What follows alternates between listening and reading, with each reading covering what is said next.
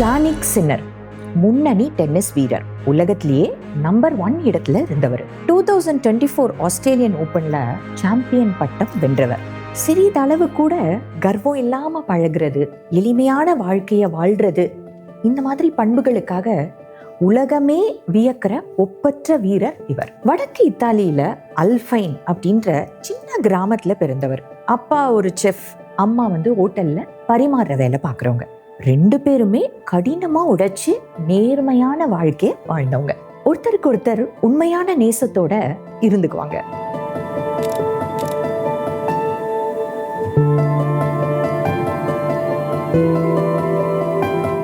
இன்னைக்கு மில்லியன்கள்ல சம்பாதிச்சாலும், எவ்வளவு உலக புகழ் பெற்றிருந்தாலும் சின்னர் எளிமையான வாழ்க்கையத்தான் வாழ்றாரு.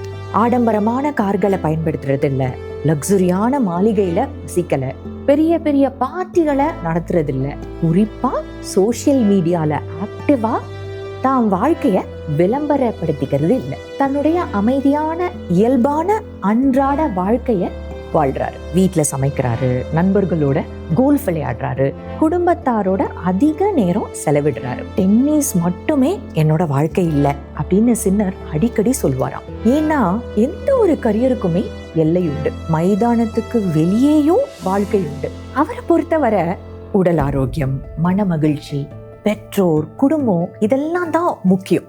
இன்னும் புகழ், இன்னும் பணம், இன்னும் சொத்துக்கள் அப்படின்னு துரத்திக்கிட்டே போகாம மைதானத்துக்கு வெளியேவும் அவரால் மகிழ்ச்சியான வாழ்க்கைய வாழ முடியுது. நீங்க ஒண்ணு கவனிச்சீங்களா?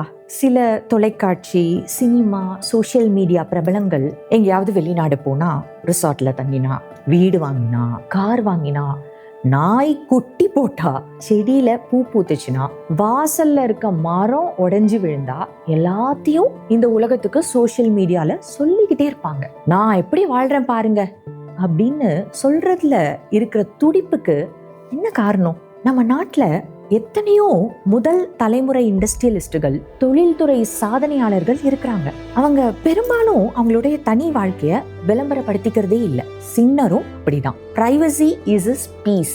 கிராண்ட் ஸ்லாம் போன்ற பெரிய வெற்றிகளுக்கு அப்புறமும் கூட அவருடைய சின்ன மலை கிராமத்துல இருக்கிற அவரோட குடும்பத்துக்கு திரும்பிடுவார். குடும்பத்தார், நண்பர்களோட அன்பாகவும் உடல் ஆரோக்கியத்துடனும் வாழ்றதுக்கு பணம் ஒருபோதும் மாற்றாக இருக்க முடியாது அப்படிங்கிறது சின்னர் வலியுறுத்துற வாழ்க்கை தத்துவம்.